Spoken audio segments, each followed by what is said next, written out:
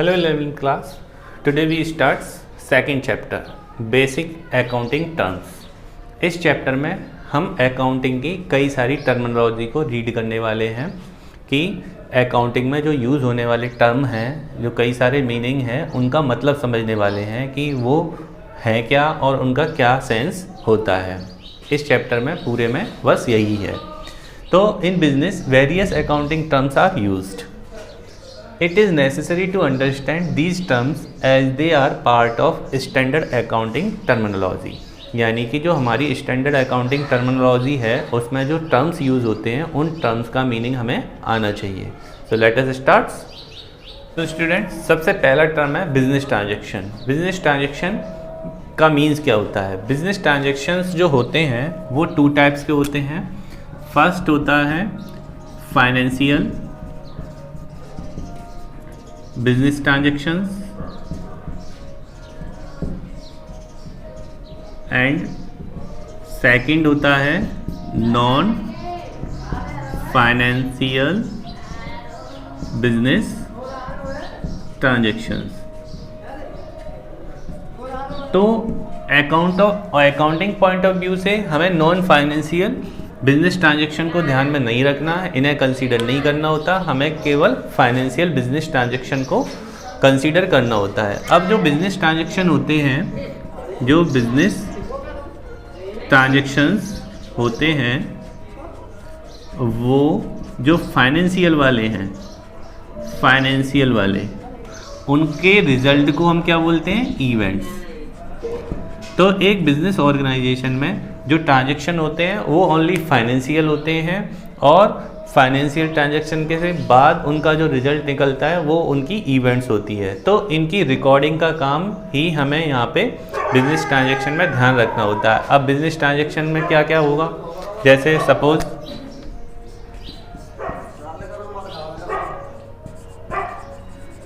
Goods purchased of ₹1 lakh. It is a business transaction and financial business transaction.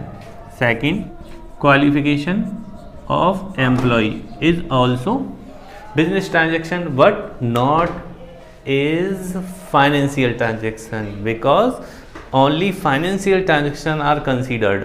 So business transaction का मतलब है day to day dealing of business, day to day dealing of business की day to day dealing को ही हम transaction बोलते हैं. और transaction two types के होते हैं, फाइनेंशियल ट्रांजैक्शन और non financial transaction. Accounting point of view से हमें बिजनेस फाइनेंशियल ट्रांजैक्शन ध्यान में रखने हैं, उन्हीं को कंसीडर करना है और उनकी इवेंट्स को कंसीडर करना होता है. तो ये था बिजनेस ट्रांजैक्शंस. सेकेंड टर्म है अकाउंट. अकाउंट क्या होता है? It is summarised record of transaction. यानी ट्रांजैक्शन का समराइज्ड रिकॉर्ड होता है. क्यों? एक ट्रांजैक्शन पूरे साल में कई बार, एक तरीके का ट्रांजैक्शन कई बार परफॉर्म किया जा सकता है. हो सकता है जैसे सपोज परचेज, हम गुड्स को साल भर में 15-20 बार परचेज करते हैं. 15-20 बार परचेज करेंगे तो कितने ट्रांजैक्शन कर डाले हमने? 15-20 ट्रांजैक्शन कर डाले. इन ट्रांजैक्शन को एक जगह इकट्ठा रखना, उसी को बोलते हैं समराइज्ड वे ऑफ ट्रांजैक्शन. और एक जगह इकट्ठे करने का मतलब है हमने उनको किस फॉर्म में ला दिया? अकाउंटिंग फॉर्म में ला दिया. अकाउंट बोलेंगे हम उसे, ठीक है.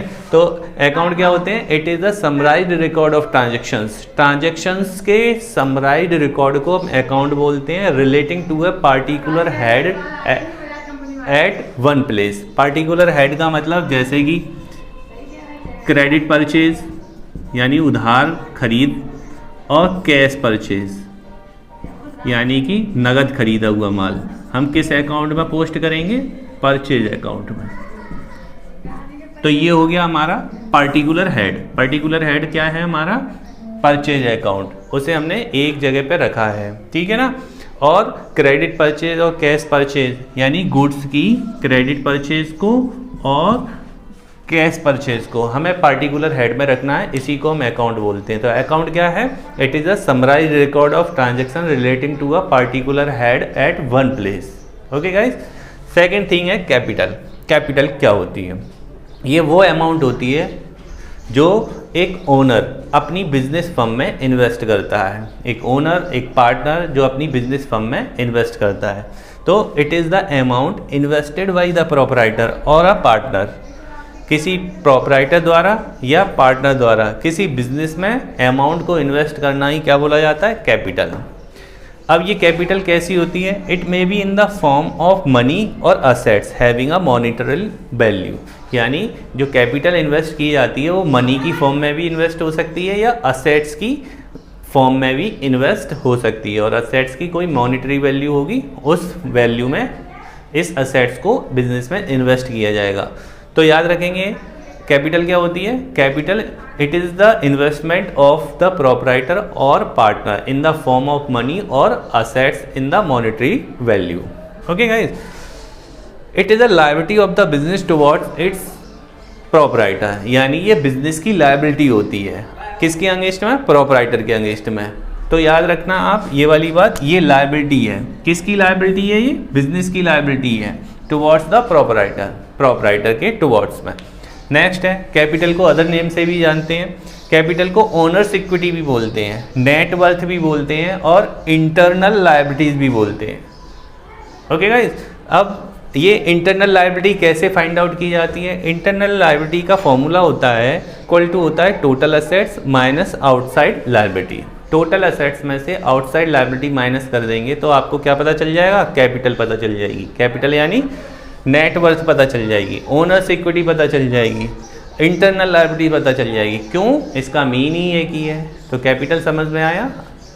ओके। नेक्स्ट टर्म है हमारा 4 नंबर का ड्राइंग्स। ड्राइंग्स क्या होती है? It is the amount withdrawn और goods taken by the proprietor और पार्टनर फॉर पर्सनल यूज़। यानी पर्सनल यूज़ के लिए उसने जो गुड्स टेकन किया है या अमाउंट विड्रॉन की है फ्रॉम द बिजनेस, इसी अमाउंट को, इसी गुड्स को हम ड्राइंग्स बोलते हैं।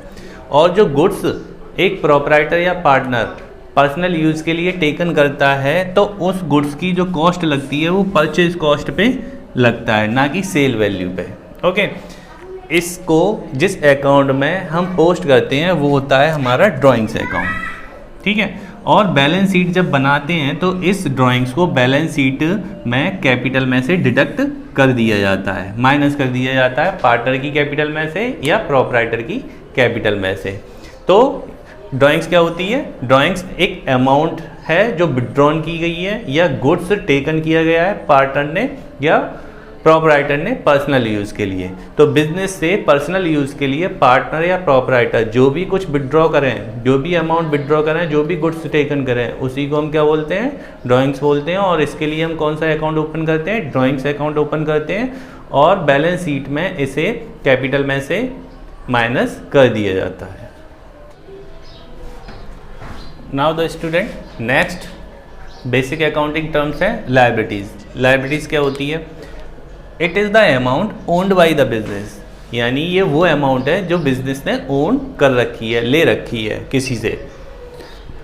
Liabilities are 2 types. ये 2 तरीके की होती है, इंटरनल लायबिलिटीज़ और एक्सटर्नल लायबिलिटीज़। जो लायबिलिटी ओनर से रिलेटेड है उसे हम इंटरनल लायबिलिटीज़ बोलते हैं, और जो आउटसाइडर से रिलेटेड है, outsider means out of the business, business से रिलेटेड है, आउटसाइडर ऑफ द बिजनेस से रिलेटेड है, उसे हम बोलते हैं एक्सटर्नल लायबिलिटीज। ठीक है, इंटरनल लायबिलिटीज मींस कैपिटल, जैसे अभी अभी रिसेंटली हमने रीड किया हुआ है। कैपिटल को ही हम क्या बोलते हैं? इंटरनल लायबिलिटीज बोलते हैं, जो कि ओनर से रिलेटेड होती है। और एक्सटर्नल लायबिलिटीज कौन सी होती है? ये आउटसाइडर लायबिलिटीज होती है जो आउटसाइडर से हमने ले रखा है। अब आउटसाइडर लायबिलिटीज में क्या क्या आ जाएगा?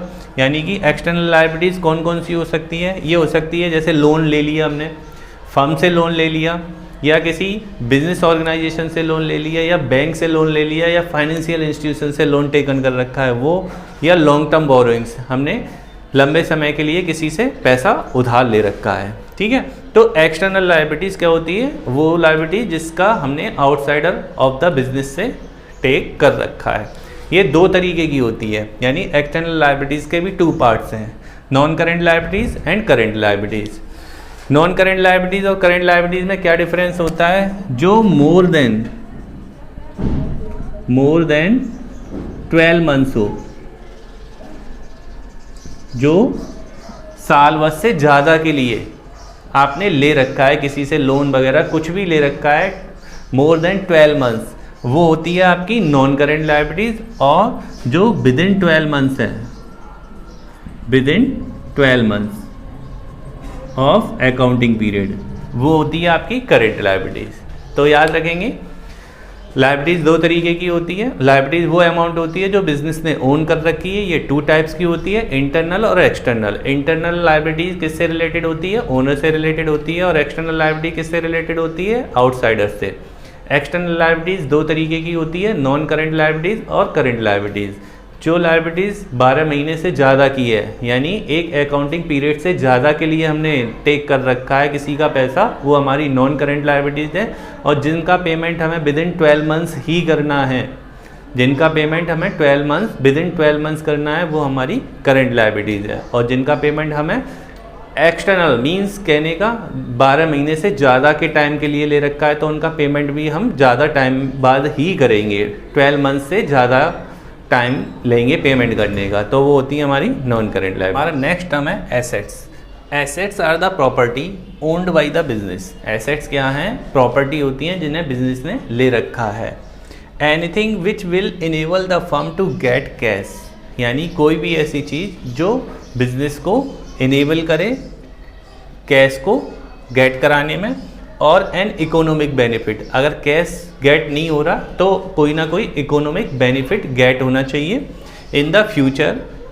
फ्यूचर में इज एन असेट्स, असेट्स होती है। तो एनीथिंग कोई भी चीज़ जो एक फर्म को कैश गेट कराने में या इकोनॉमिक बेनिफिट गेट कराने में फ्यूचर में इनेबल करता है एक बिजनेस को, वही क्या होती है बिजनेस के लिए? एसेट्स होती है। तो याद रखेंगे anything which will enable to the firm to get cash और an economic benefit in future is an assets. Example इसके ले सकते हैं, जैसे लैंड एंड बिल्डिंग है, फर्नीचर है, स्टॉक है, डेटर्स है, cash, bank balance, copyright, goodwill, ये सब क्या हैं? एसेट्स हैं हमारी। ये क्या करती हैं? ये हमें इकोनॉमिक बेनिफिट प्रोवाइड कराती हैं या कैश प्रोवाइड कराती हैं फ्यूचर में। नेक्स्ट है असेट्स फ्यूचर इकोनॉमिक बेनिफिट्स होते हैं, ये राइट्स होते हैं विच आर ओन्ड और कंट्रोल्ड बाई एन ऑर्गेनाइजेशन और इंडिविजुअल। ये क्या हैं? ये इकोनॉमिक बेनिफिट हैं और राइट हैं जिसे या तो कोई बिजनेस ऑर्गेनाइजेशन कंट्रोल कर रहा है या कोई इंडिविजुअल कंट्रोल कर रहा होता है। असेट्स 3 टाइप्स की होती हैं, क्या? Non current assets, current assets और fictitious assets. Non current assets कैसी असेट्स होती हैं? जिनको हमने रीसेल के पर्पस से नहीं खरीदा है, नॉट फॉर रीसेल। रीसेल के पर्पस से जिन असेट्स को हमने परचेज नहीं किया वो हमारी नॉन करेंट असेट्स हैं।